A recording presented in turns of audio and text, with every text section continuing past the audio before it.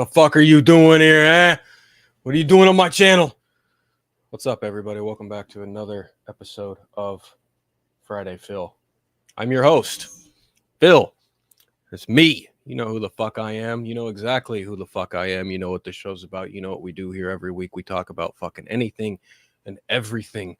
Pop culture, film, television, animation, DC, Marvel, Star Wars, maybe Lord of the Rings, a bunch of other bullshit. You know, you all know what you come here for. You come here to be entertained by yours truly. This motherfucker right here, this guy with the shitty fucking accent, this motherfucker right here. No, you guys come to hear my bullshit. That's what you guys come here for, right? You guys come here to hear my bullshit, right? On everything that has been announced over the last week. That's what this show is for. Friday Phil, you get your Friday fill of everything that's happened over the last week, right? Right? Well, thankfully, I don't sound like a nasally fucking allergy-infected son of a bitch this week. So there's that. Thank God, because, man, my nose was all fucked up last week. Anyone who watched the show last week was probably like, what the fuck does he sound like that for? And it's because I was suffering from some really, really bad allergies. They were terrible. Can confirm. They were awful. They were really bad. They really made the doing the show really hard. But I did it for you. I gave it back to you, the people. Anyway. What's going on, everyone? Welcome back. We're now officially in October. Joker Folie à Deux is in theaters as of today. But, do I even have that? I don't even think I have that as a banner. Let me go ahead and add that as a banner right quick, because that was definitely in the thumbnail, but I don't have it as a banner point for talking. But I'm going to go ahead and add that right now. D-U-X. There we go. All right. There we go. All right. So, kicking this shit off. It's Friday. Joker Folie à Deux had a $7 million Thursday opening. That ain't great. Not for that movie, because I guess you know, they had the previous film, the first film, opened up to like double that or some shit like that. Let's just go ahead and get some full numbers here. Let's see. Here we go. Deadline. All right, fools, bear with me. I'm about to pull this shit up, and then I'll get to the hellos and highs. Everyone in the chat, thanks for stopping by. But in the meantime, let's go ahead and break this first story down before I get into some breaking news. Okay, so we've got Joker Folie à Deux trying to keep tune with the $45 to $50 million opening Friday p.m. box office. Oh, Friday p.m. As of this minute, Todd Phillips' audacious Joker Folie à Deux is looking at an okay Friday of $20 million, including last night's $7 million, and hoping to stay above $50 million, but could sink to $45 million at 4,102 theaters worldwide. Well, not worldwide, but in the United States, domestically speaking.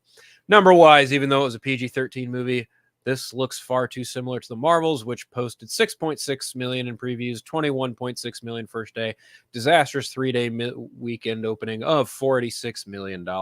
That movie actually was more expensive than Joker 2, $270 million to $190 million. The fear is that the bad word of mouth in this movie will make it increasingly front-loaded with a free fall on Saturday. Relish Mix noticed good social media metrics with the Pix follower reach at 567.3 million across TikTok, YouTube, X, Instagram, and Facebook, which is 7% above superhero genre norms before opening.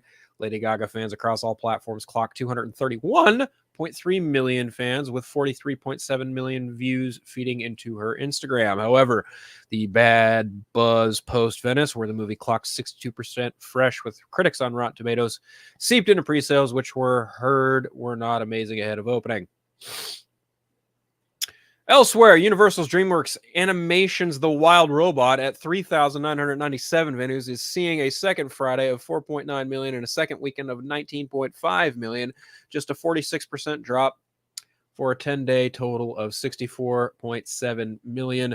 Warner Brothers has better luck this weekend with Beetlejuice with 3,576 sites, which will continue to hold in weekend 5 at minus 30%. It's posting a 3-day week of 11.4 million after near 3 million Friday for a running total by Sunday of $266.5 million. Still the second highest grossing movie of September behind 2017's It, which came in at $327.4 million.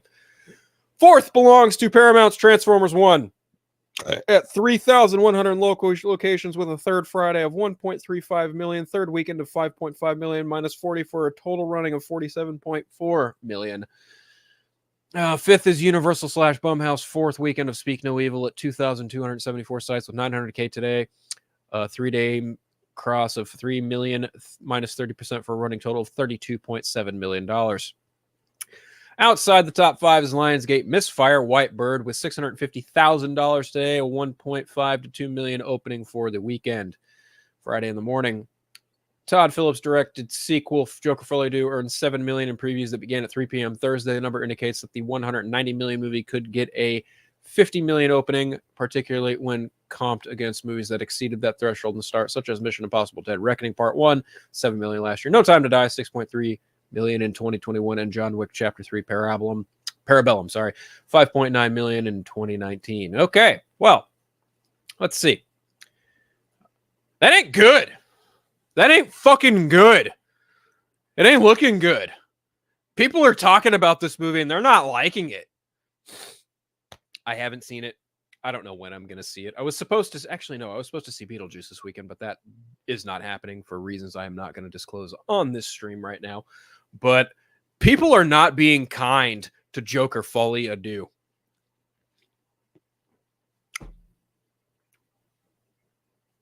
I don't. You know what? I feel like I've been wanting to use this drop for a while, but this kind of feels appropriate for, I think, how this film is going to perform at the box office this weekend. I take it back. You're not in trouble. You're dead where you stand.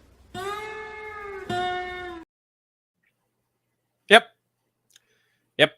That's where I'm at with that movie. I feel like it's gonna get worse as things tend to. I feel like no one has any vested interest in this movie past its opening weekend, and which is kind of unfortunate. I still want to see it, even though I might know some things about it that I wish I hadn't known that were presented to me not even a day or two ago. But, you know, that's neither here nor there. We are in the internet information age. So, yeah, it sucks. But at the same time, it's like, you know, Warners, you gave Todd Phillips fucking $190 million to make this movie. You paid him like $30 million. You paid Joaquin Phoenix $20 million. You paid Lady Gaga like $12 million. That alone would inflate your budget to equal that of the original movie. And then you factor in the musical aspect, you factor in all the needle drops, you factor in having to pay those royalties and those rights to those other songs that you're probably going to use. And then top it all off, apparently the movie opens up with some kind of animated bit akin to Looney Tunes.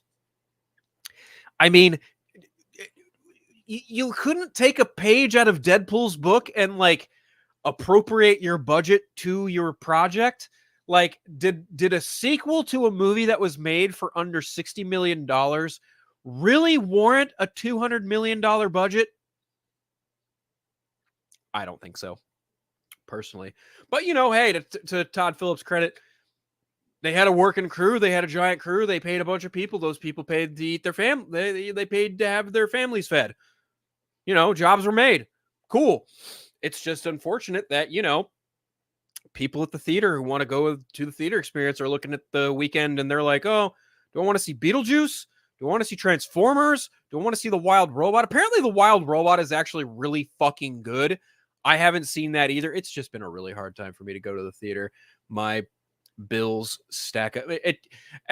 With my car insurance happening I pay a premium on my car insurance. It in the weird way it works, I pay some of it during the year and some not so much through the rest of the year. It's kind of weird. I don't really want to get into my bills, but basically I'm at a point right now where my bills are a priority over luxury. So movie going is kind of like it's lower on the totem pole for me. As much as I would like to see Joker Folie à Deux and Beetlejuice and Transformers and Wild Robot, I just do not have the time nor the money to make the trip to the theater. But moving right along, let's see who's taking a trip into my chat. Let's see. Let me just get rid of this banner first, though. Hold on. Who's in the chat? We got Mike's Review and Analysis saying hype. How you doing, Mike? We got Braden here saying, hey, Braden, how you doing? Mwamba85DT, hey, Phil, hope you're doing well, man. What's your opinion on these morons over at Reddit leaking the whole damn plot for Captain America Brave New World? Well, this is the first I'm hearing of it. I would just say that any leaks in general are just dickish on principle. Like leaking anything is dickish, period. Like you leak something on the internet, you're an asshole. Sorry, not sorry. This is, this isn't, pointing one finger at one specific person, but immediately the people that come to mind are like, John Campea, Grace Randolph, frequent Scoopy Pants, fucking Daniel RPK. He's always leaking bullshit on his fucking Patreon every fucking day, as it seems. Jeff Snyder, a lot of these people who just continuously leak shit for internet relevancy, they're dicks. There's really no other way about it. And whoever is allegedly leaking the whole damn plot of Captain America Brave New World on Reddit, yeah, you're a dick too. There's really nothing else I can really add to that other than you're a dick. Droga, what up, Phil? What up, Droga? How you doing, man? Good to see you. Thanks for stopping in. I feel bad for Transformers 1, a great Transformers film. See, I wouldn't know. I haven't seen it yet. Everyone tells me it's great. Everyone tells me the marketing failed that movie, but I haven't seen it yet, so I can't say for sure. I want to see it. Maybe I'll catch it when it hits Paramount. I don't know. We'll see when I get around to it. Saw Transformers 1 last weekend. Really enjoyed it. Hope we get a sequel. Yeah, that seems to be the reoccurring theme when it comes to Transformers. People are like, yeah, we want a sequel to this. This was actually really good. Don't believe the marketing. The marketing failed this movie. And it kind of feels like it too, because that marketing did that movie no favors, because it really made it feel like it was posited as a family-friendly, kiddie version of the Transformers. So I'm not really sure what to make of that movie yet, because I haven't seen it, but everyone keeps telling me it's amazing, and I probably should watch it. Maybe I will watch it. I don't know. Time will tell. You know what I am going to watch? Lanterns. Here's why. Literally, this news broke right before I went live, so let's just go ahead and do the thing that we always like to do here. Lantern sets Slow Horses Helmer James Hawes to direct first block of episodes. This is an exclusive from none other than Mr. Boris Kitt. Director for the DC Studios and HBO's much ballyhooed series Lanterns has been found. James Hawes, an established TV Helmer, most recently directed a string of episodes of the Gary Oldman spy series Slow Horses, has been tapped to helm the first 2 episodes of the sci-fi cop series. Lanterns is said to have a gritty True Detective vibe and follows Hal Jordan, a legend amongst the space police force known as the Green Lanterns, as he reluctantly mentors a young Green Lantern, John Stewart. The 2 intergalactic cops get drawn into a dark Earth-based mystery as they investigate a murder in the American heartland. The show is in the midst of casting the final of its 2 leads. Kyle Chandler is set to star as the classic and long-running Lantern Jordan. HBO and DC have narrowed down the search for Stewart to Rebel Ridge star Aaron Pierre and the piano lesson actor Stephen James. Sources say screen tests with the 2 happened Thursday and continued into Friday. Yeah, we heard that last week too. That nothing came out of that. The article goes on to say everything we've known about Lanterns. Look, cool. You found a director. Amazing. That's only for the first 2 episodes. I don't necessarily know that this is like big, oh my God news, but it's like, okay, this project is clearly very, very far along in its development. I mean, if Kyle Chandler is going to be the Green Lantern that mentoring the presumable long-term Green Lantern, John Stewart, more power to him. It's another interesting thing because one of the things regarding Green Lantern I did have on, and that would be Josh Brolin confirms passing on the Green Lantern role. So Josh Brolin did an interview with comicbook.com's, I believe it's Chris Killian. And, Killian asked him outright, like, hey, rumors were swirling that you were maybe offered the role of Green Lantern. And, fucking Brolin was like, yeah, you know what? Green Lantern, it just didn't work out. And Yeah, I hear Kyle Chandler. Like, he basically said he heard Kyle Chandler's the one being handed the role now. So is that like some kind of direct confirmation that Kyle Chandler's the Green Lantern? I mean, nothing is really official until James Gunn says so, right? So I don't know. I just know that he talked about passing on the Green Lantern role, and he, despite the fact it didn't work out, maybe he's holding out hope for something else down the line too. I mean, hey, if Josh Brolin joins the DCU at some point, more power to him. I mean, that's the thing about these actors. They're free to pick and choose whatever roles they feel will benefit their careers. And I have nothing but faith in the people casting for Lanterns. So cool. I am game for that.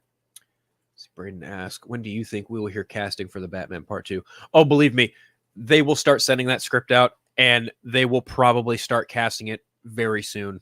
Like, if the movie is set to go into filming either early next year, before the springtime, you bet your ass before the end of the year, we will get some kind of casting announcement for it. I mean, you can already guarantee that Colin Farrell, Robert Pattinson, Zoe Kravitz, and Jeffrey Wright are all probably signed on to come back. I mean, I think it was even in their initial contract, they were up for a trilogy. So wouldn't surprise me. It really wouldn't surprise me if we saw some kind of casting for this movie within the next 2 months.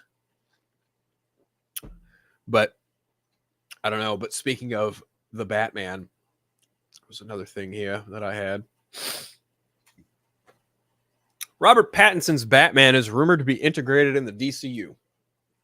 Well, I don't know how many times I've seen this headline or this bit or this piece of information that gets passed around every other month or so. Every time I see it, though, every single time, this is my reaction. God damn it! Why? Why do people continue to run with this dumbass idea?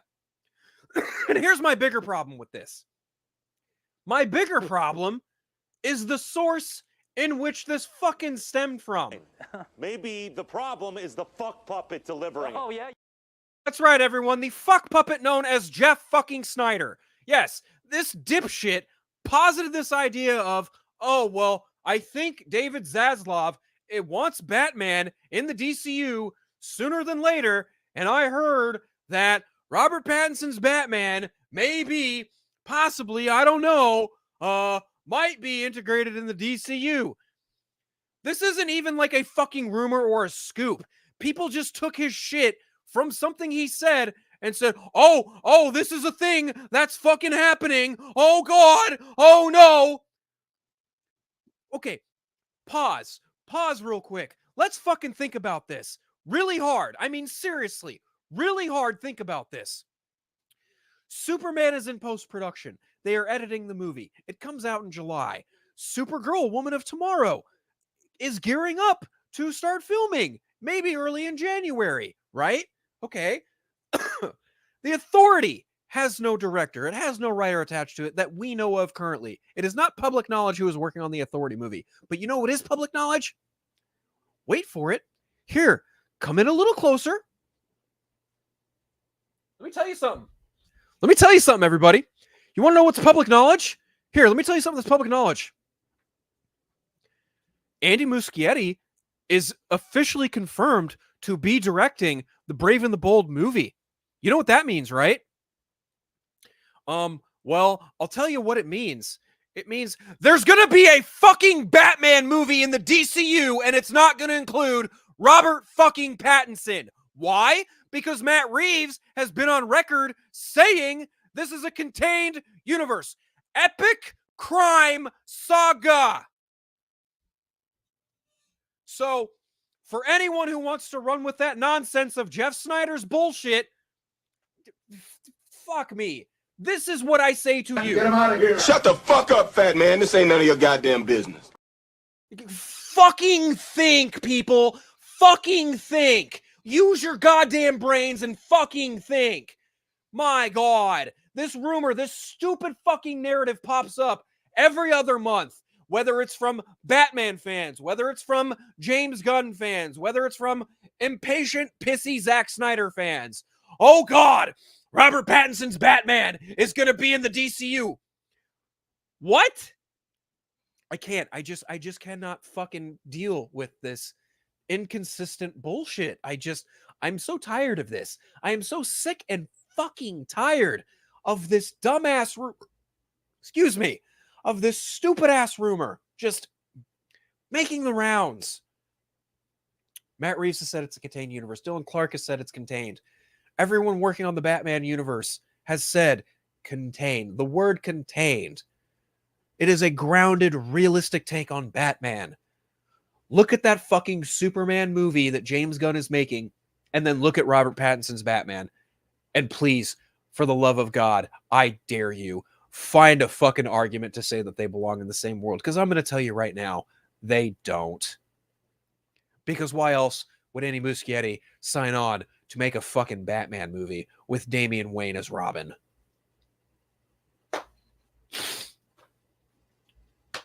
I just can't.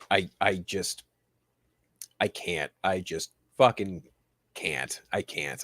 I just I'm so fed up with these people and their meager attempts to stay relevant by putting out whatever bullshit they possibly can. Now, it's my understanding that the idea itself was on the table, but Matt Reeves was like, no, I made my movie deliberately stand alone so I didn't have to deal with this shit. And yet here are some people on the internet, oh, gee, can't you see David Cornsweet, Robert Pattinson? That's the world's finest right there. Every time I see that one, I just fucking...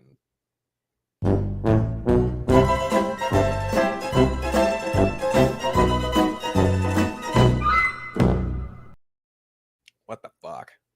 No. That's not the world's finest, everybody. Like David Cornsweet's Superman and Robert Pattinson's Batman, it's a circle, square. It don't fucking fit. Okay?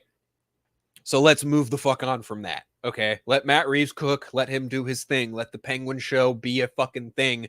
Let them make that universe the way they want to. It does not need, nor will it be, integrated into James Gunn's DC universe. I'm sorry. That's bullshit. Saw another dumbass scoop. It was from My Time to Shine. He said the actor that will be cast for Jon Stewart and Lanterns will have a deal for both movies and TV shows. I said, voila, fucking obvious. I mean, look, if the rumor is true that Kyle Chandler's contract is only for that one thing, does that indicate maybe he might die by the series end? Maybe. I don't know. But I would also just reinforce the idea that James Gunn is not locking people into long-ass contracts. He has seen what that does to the Marvel Cinematic Universe. It's not happening. Long contracts are not going to be a thing. The DC Extended Universe, or the DC Universe, whatever the fuck it's called. I don't know what emoji that is, other than the wave. Hi, Chainsaw. How you doing? Don't forget the DC fanboys who are desperate to compete with Marvel Studios who are willing to believe anything. This is true. Those DC fanboys, those real DC fans who fucking hated everything Zack Snyder did, but they loved the slop that Warner Brothers put in front of them after Justice League. Or rather, I should say after Aquaman. You know, real DC fans. Whatever the fuck that means, right? Anyway, I don't know. I'm over it. But to move on to confirmed stuff, like actual hardcore fucking confirmed things, I actually found this bit of news very interesting. All right, let's see. Actually, no, the story should be from Deadline as well. So let's see. Oh, okay, so this is from James Gunn himself. So I'm just gonna go ahead and share this, right? Like I'm just gonna go ahead and share my screen.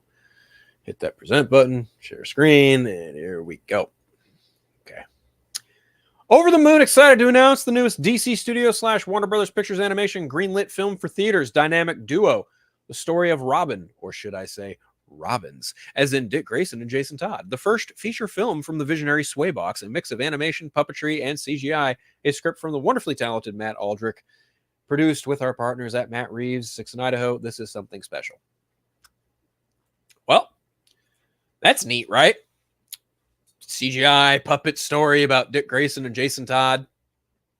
Produced by Matt Reeves, made from DC Studios with James Gunn, Warner Brothers Animation. Yeah, that's cool.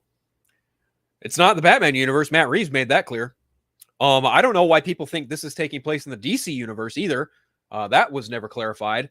To me, this feels like a standalone project set completely in its own world, similar to how Merry Little Batman was. So I think it's a cool idea. I think finally giving Dick Grayson and Jason Todd some limelight is a much needed thing. Because let's face it, Robin's been getting kind of the shit under the stick when it comes to live action. And not just Dick Grayson. All of them. I mean, there was, famously, Chris O'Donnell played Robin in Batman Forever and Batman and Robin. We all saw how that went. I like Batman Forever for what it's worth. Then we got, Robin John Blake in The Dark Knight Rises. Kind of a mix of all three Robins thrown into one character. But, that one doesn't make me as mad as it used to.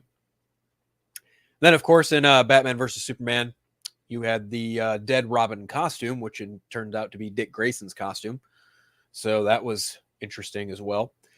So now it's like, it's about damn time that the Robins get their due. And if you're going to do a live action movie where Bruce and Damian are the Batman and Robin, then why not? Why not do like a smaller scale animated flick with Jason and Dick at the forefront? Like I'm fine with that.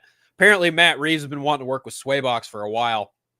Let me see if I can find that concept that I saw. Let's see. So I can show you guys the same thing that I saw. Here we go. Okay, hold on. Let me get it pulled up for you all right quick. But this is actually really effing cool. So this is basically a test reel that they did from the Iron Giant.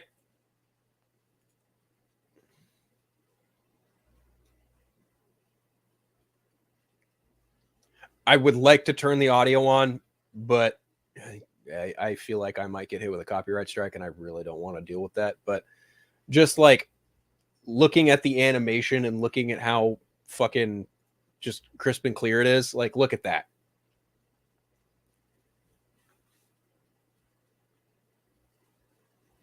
It's very close. Like, if this is what we're to expect for the dynamic duo movie, I'm game for it.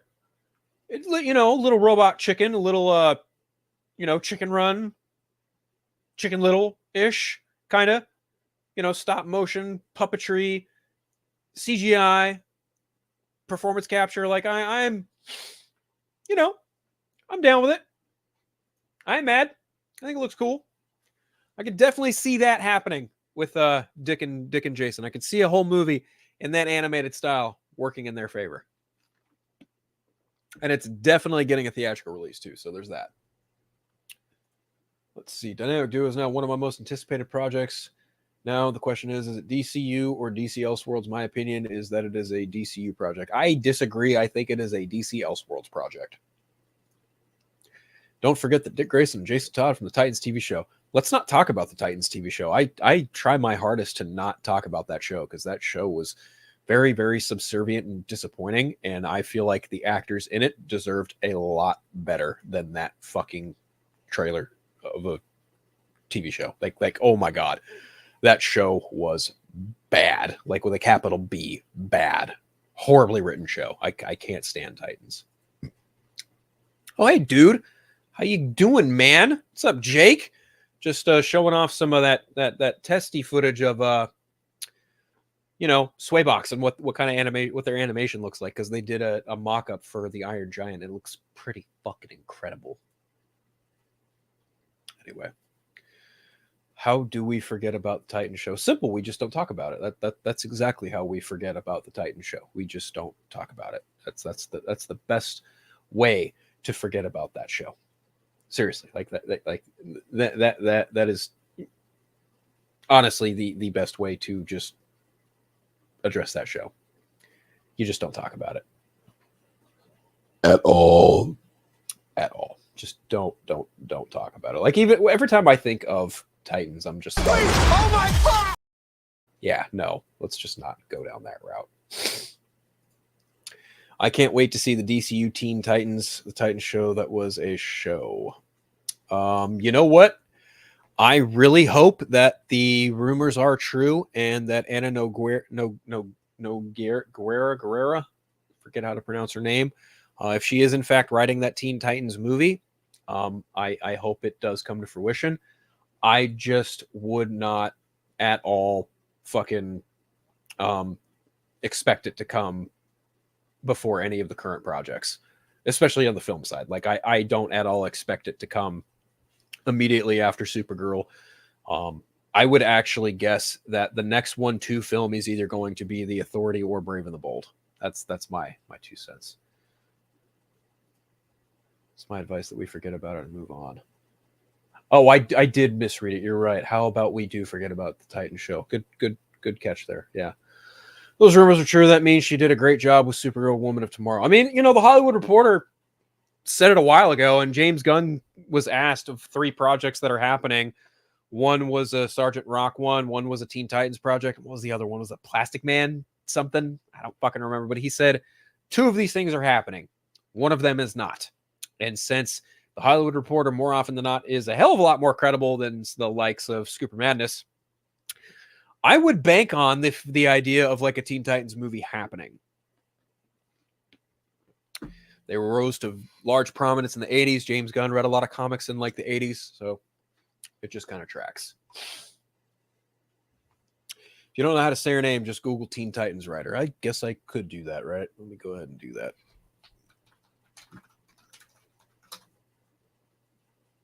And then it just gives me a bunch of writers for the Teen Titans show. Great. Let me do movie. There we go. Anna Nogueira. ANANOGUERA.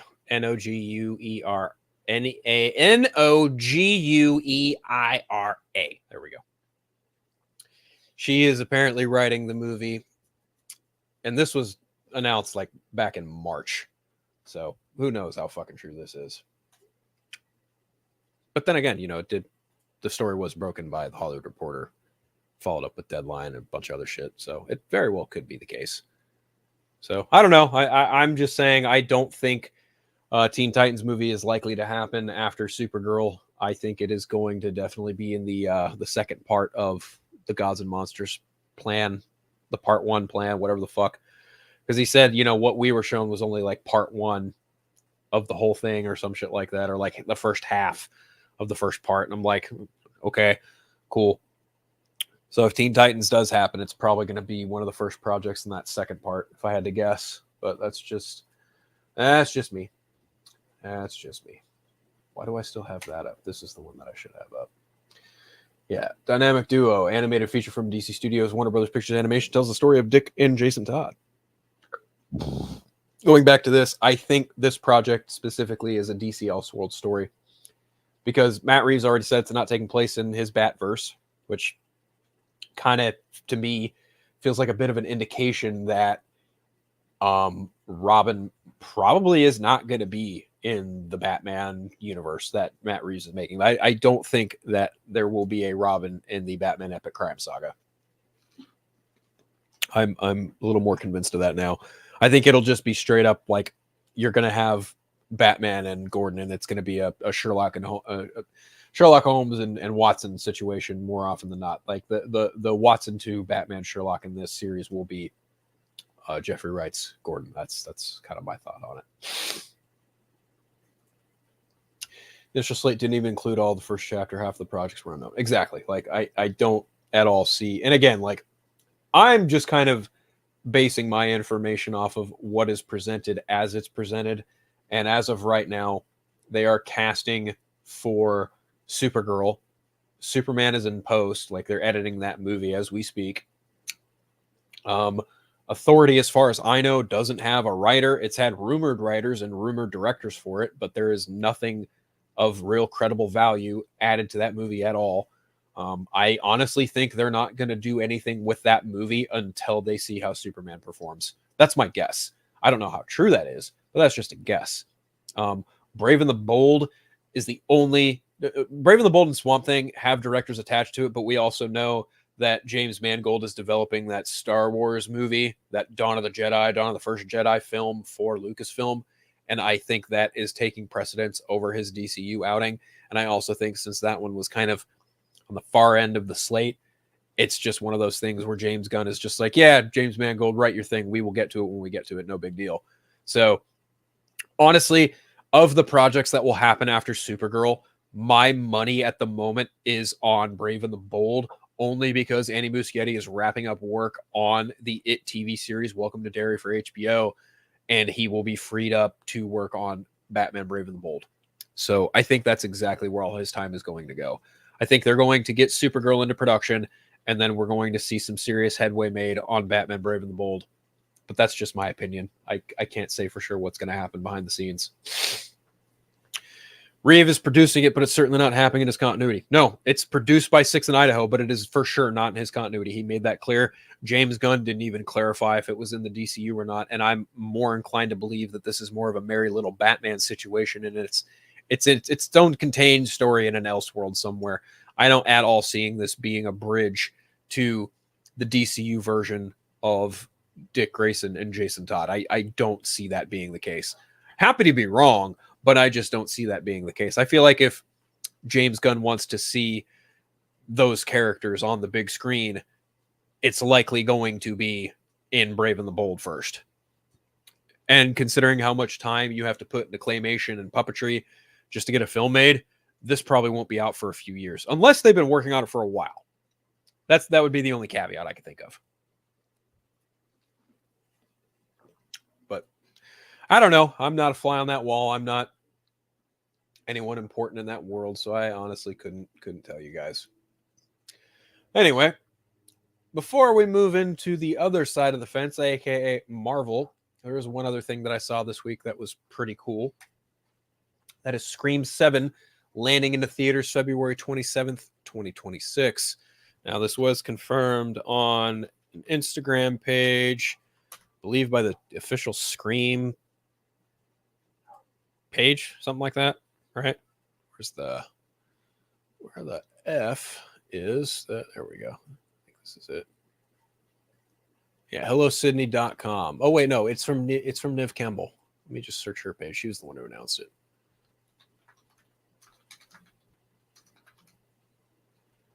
There we go. Yep. Right, yeah. Oh, we're streaming her. There we go. Present. Share screen. There it is, folks. Friday, February 27th, 2026. Scream 7. For those of you who don't know, I am a fan of the Scream franchise. It's one of the first horror movies I ever watched. I'm a pretty big fan of that franchise, conceived by Wes Craven. I love those movies quite a bit. So I know there was a lot of hubbub and, backlash regarding the firing of Melissa Barrera from what Scream 7 was supposed to be, and then Jenna Ortega exited the project. Then the director at the time, I believe it was Christopher Landon, who did Happy Death Day and the sequel, was supposed to helm the project. But once those characters left, he was like, I can't do this. So I don't blame him. I believe it's Michael Williamson, I think, is who's helming this project now. Let's see. Why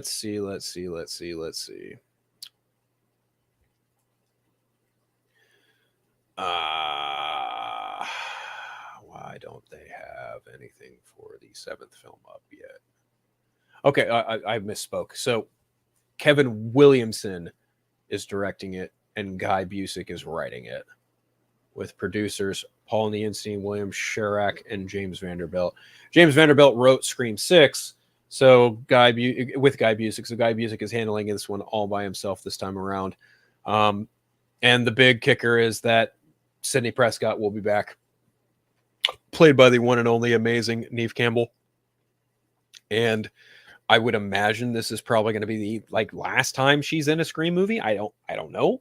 I don't know if they have any more Scream films presented or ready on the go after Scream 7. I don't really know that for sure. But I do love the movies. I like that Neve Campbell's back. I am bummed that Melissa Barrera and Jenna Ortega will not be back because I do like the core four. I did like what they were doing with those characters. But at the same time, it's like, I will not say no to more Neve Campbell as Sidney Prescott in the Scream franchise. I'm not one of those people who's got my nose in the air going, well, her story finished in the fifth one. Okay. Number one, anyone who says that and says it like that probably should touch some grass. Thankfully, I touched grass earlier today. Number two, you have Courtney Cox and Sidney Prescott. Gail Weathers, played by Courtney Cox, and Sidney Prescott, played by Neve Campbell. They're coming back. Rumor is Patrick Dempsey's coming back. So, I don't know. I'm gonna give the movie a chance. I'm again, I'm bummed by the real world circumstances that led to the disbanding and the early outing of the core four. I don't know if the other two will appear in this movie as well. The twins that were the niece and nephew of Mickey. Or not Mickey, what is Jamie Kennedy's character's name of that movie? Damn it. The fuck is his name? Son of a bitch. This is going to bother the shit out of me. Damn it all to hell. Oh my God. Damn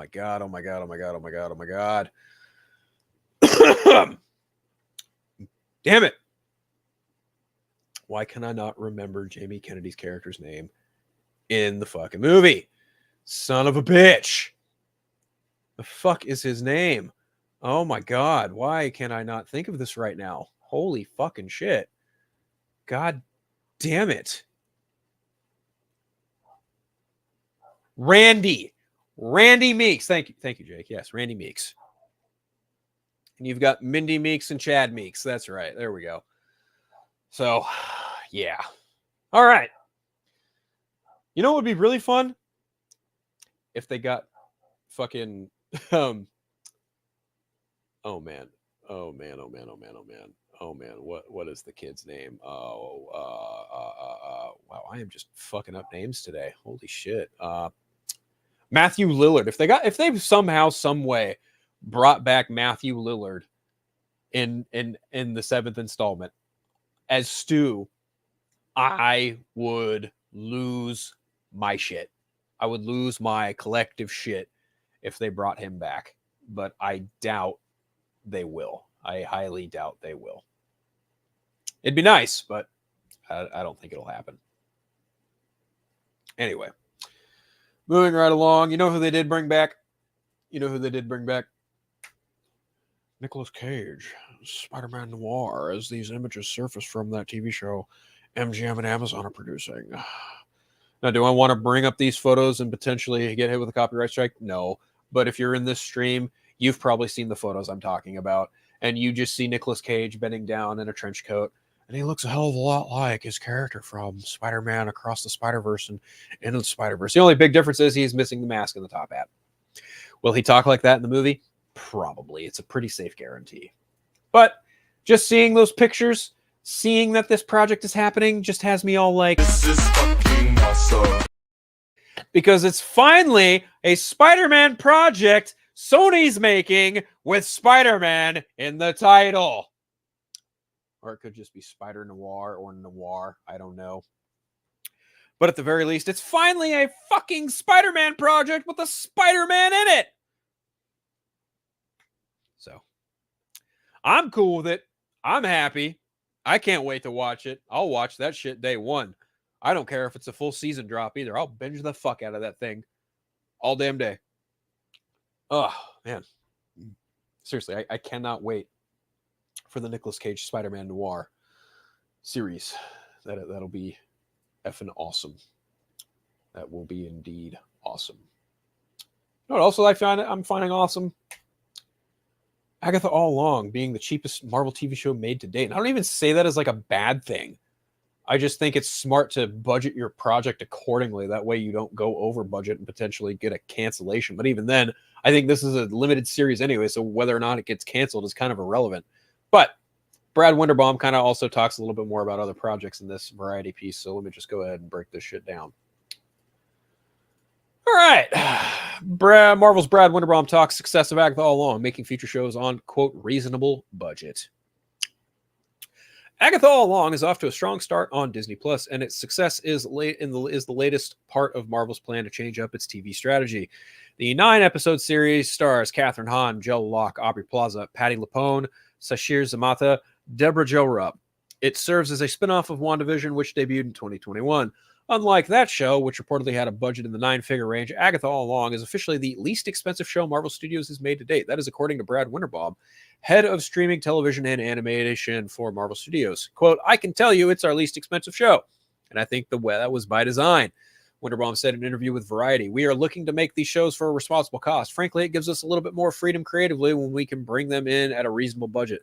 Like Agatha, for example, the show has minimal CGI, way less than we've ever done before. It's mostly practical effects, and I think you can feel that in the show.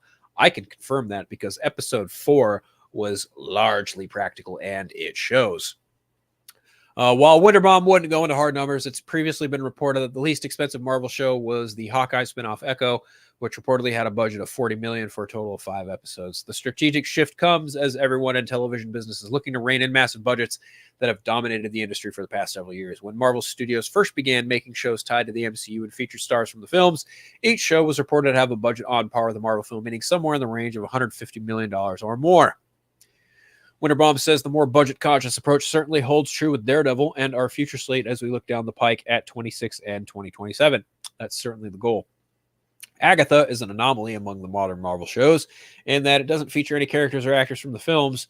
When asked about the Vision series starring Paul Bettany, reprising his role from Marvel films in WandaVision, Winterbaum said it will not necessarily have as high a budget as the original crop of MCU shows.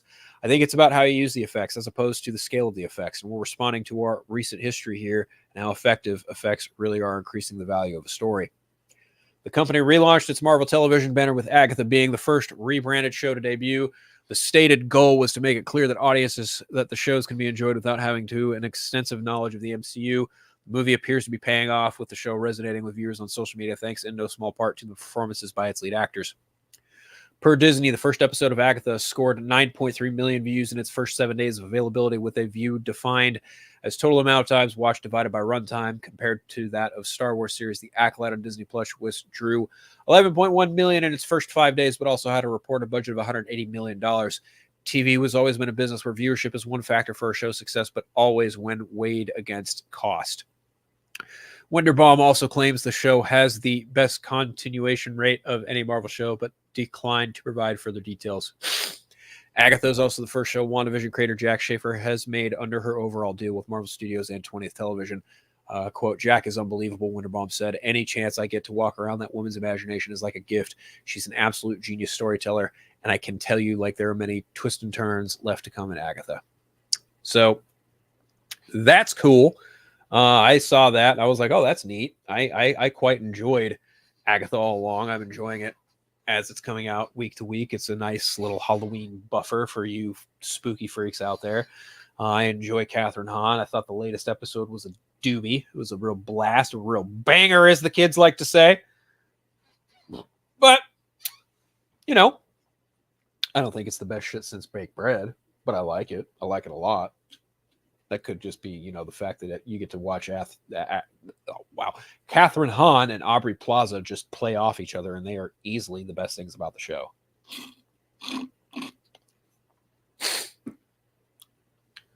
Let's see. I've been saying that each of the Spider people that have prominent roles in the Spider-Verse and Across the Spider-Verse should get their own miniseries. I mean, that'd be nice. Good luck getting Sony to approve that.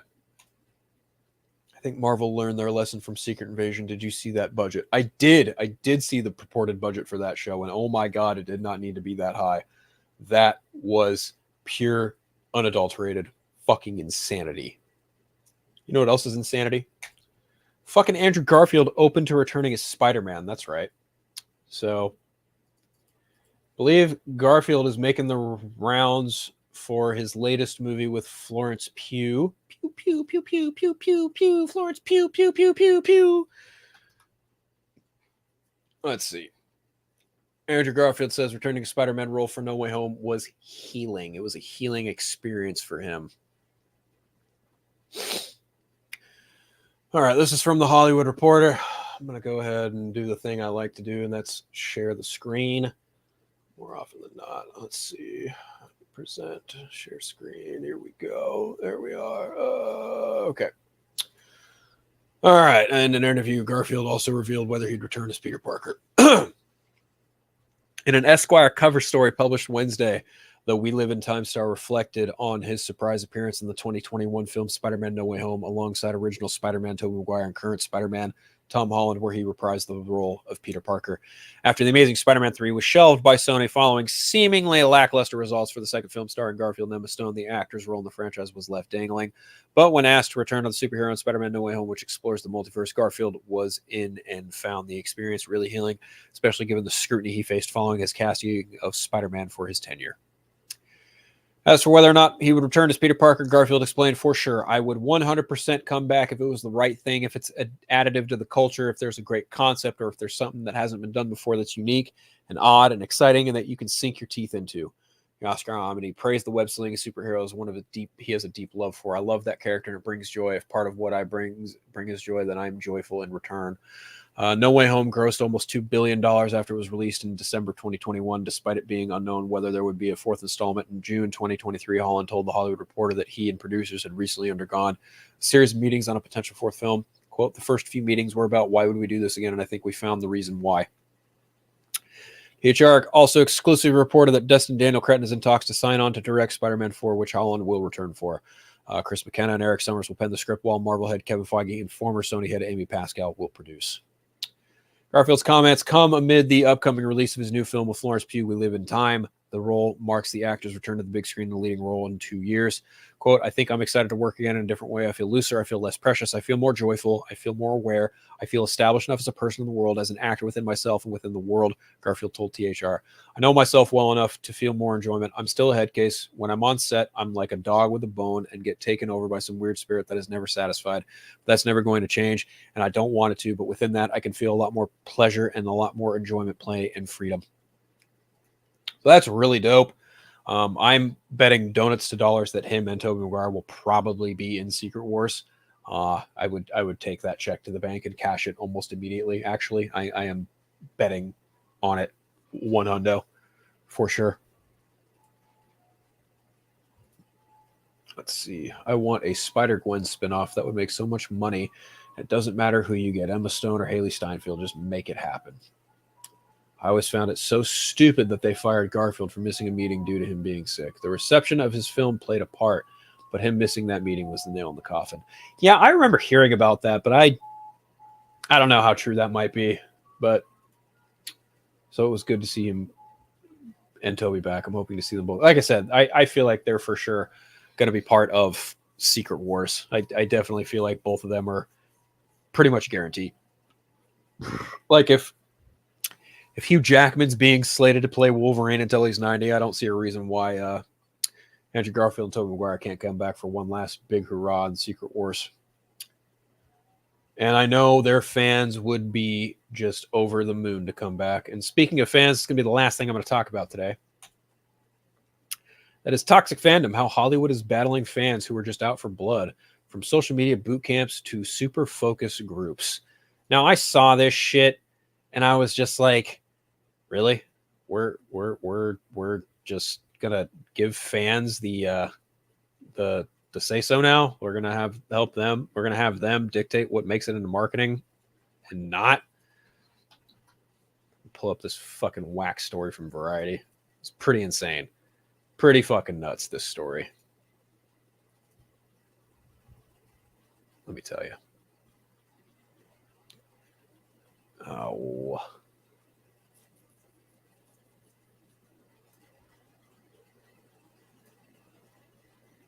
There we go. Toxic fandom, how Hollywood is battling fans who are just out for blood. As I mentioned, that's the title of the article.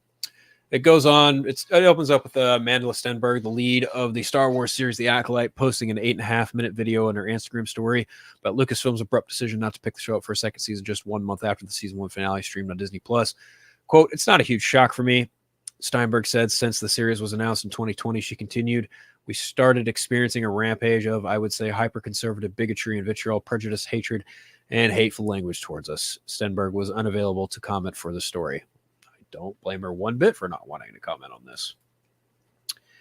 In other words, the Acolyte was the latest high-profile target of toxic fandom, the catch-all term for when criticism curdles from good faith dissatisfaction to a relentless, negative, often bigoted online campaign against either the project or its stars or creative leaders. In a franchise economy increasingly dependent on established audiences' devotion to drive the bottom line, the threat of toxic fandoms poisoning the enthusiasm has become a seemingly intractable headache for almost every studio, and it's only gotten worse. Quote, it comes with the territory, but it's gotten incredibly loud in the last couple of years, says a veteran marketing executive at a major studio. People are just out for blood regardless. They think the purity of the first version will never be replaced, or you've done something to upset the canon of a beloved franchise, and they're going to take you down for doing so. Sometimes toxic fandoms behave reactively. A House of the Dragon episode featured 2 female characters kissing, and an episode of The Last of Us focused on a gay couple were both review bombed. The practice of mobbing sites like Rotten Tomatoes and IMDb with negative user reviews, which gained mainstream attention following the premiere of 2017 Star Wars The Last Jedi. I'm actually going to say it actually started with Batman v Superman Dawn of Justice, but you do you, variety. An entire YouTube ecosystem is devoted to declaring projects like The Marvels and The Boys woke garbage, among other pungent sobriquets. Just as frequently, the backlash begins before the project has seen the light of day.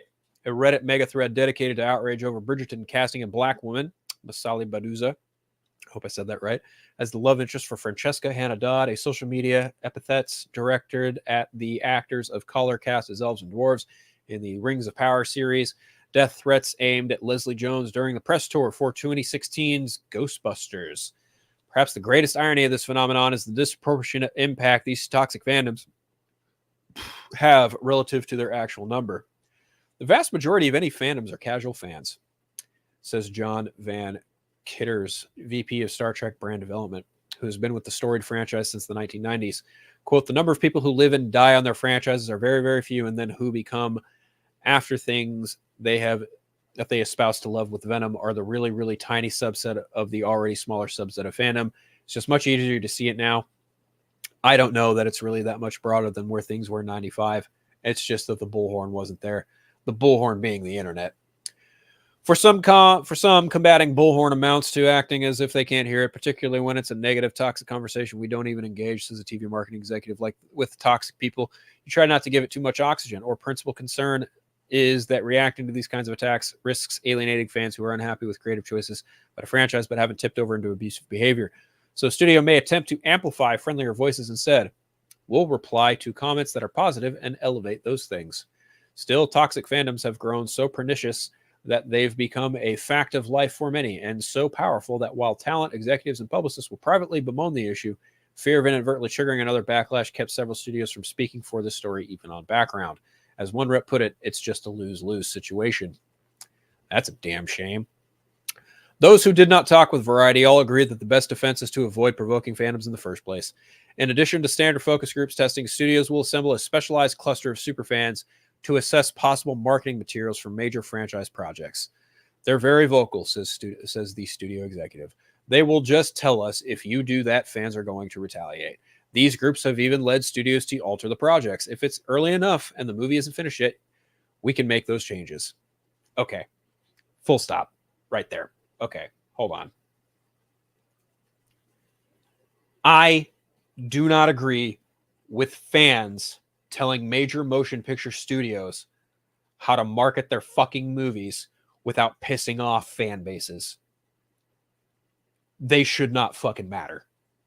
The fans, pissing them off should be the least biggest concern when marketing your current project.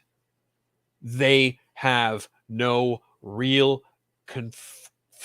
they have no real true understanding of how and why marketing works.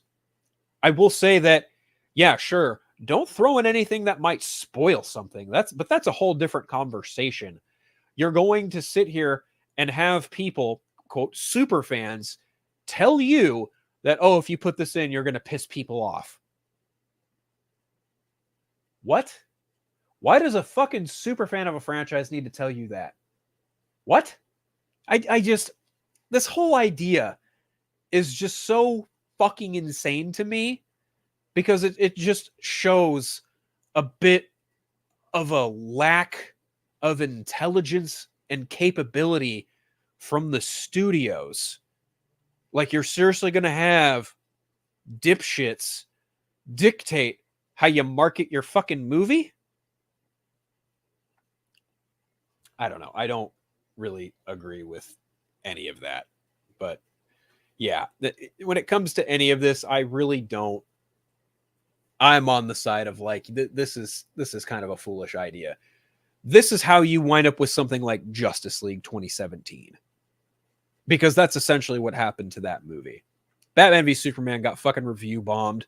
People hated it. They continue to hate it. They created bots to hate on it on Twitter regularly. If you don't fucking believe me, Google it. Look that shit up. I'm dead serious. You will find thousands of bots all spewing the same exact worded verbiage bullshit about Batman v Superman. That movie got review bombed. Zack Snyder was harassed. What did the studio do?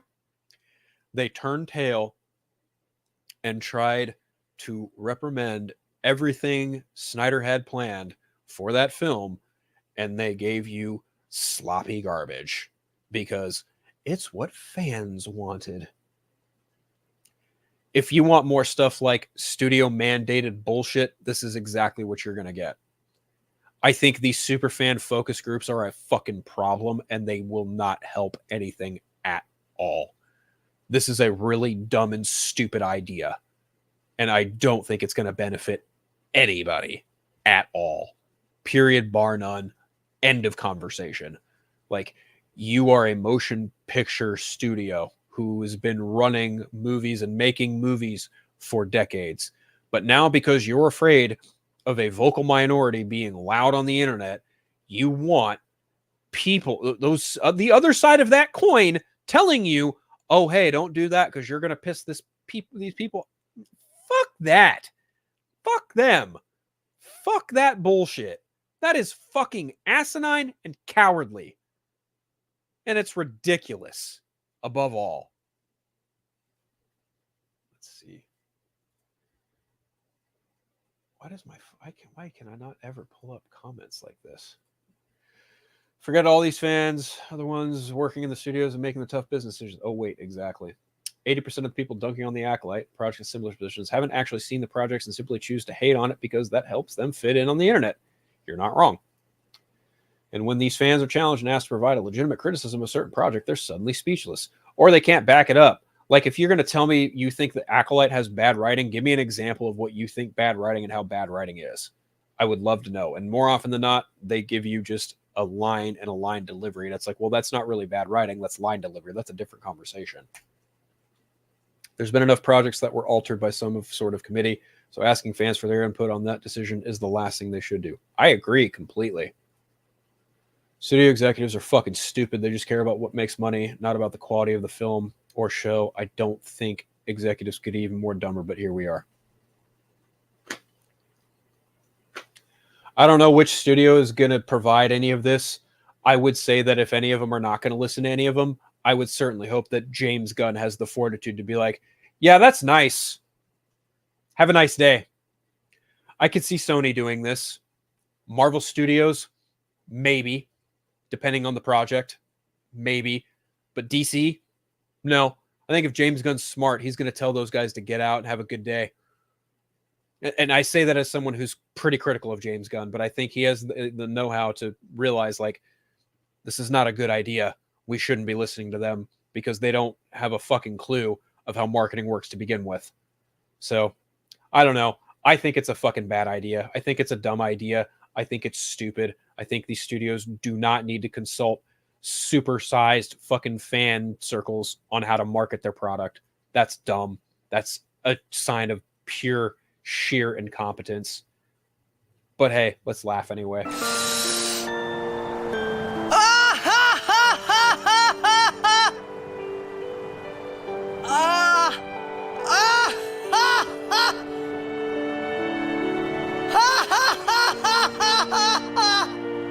You probably shouldn't laugh anymore.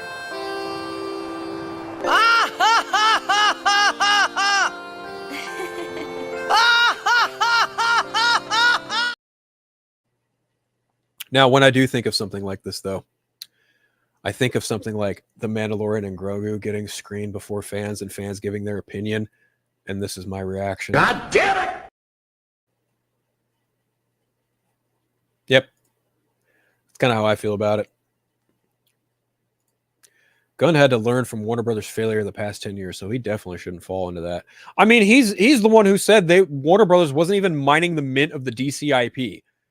Yeah, you have to imagine that he wouldn't at all take any of this shit into consideration. This idea is just a sign of panic, and it's going to get worse. It is going to get way worse.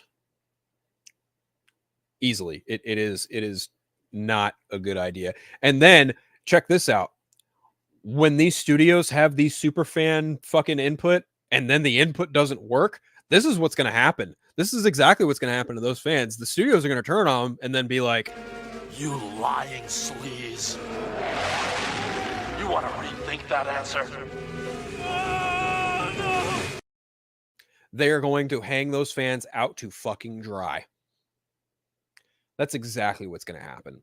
They're 100% going to let those people hang out to fucking dry and not take any blame for it whatsoever.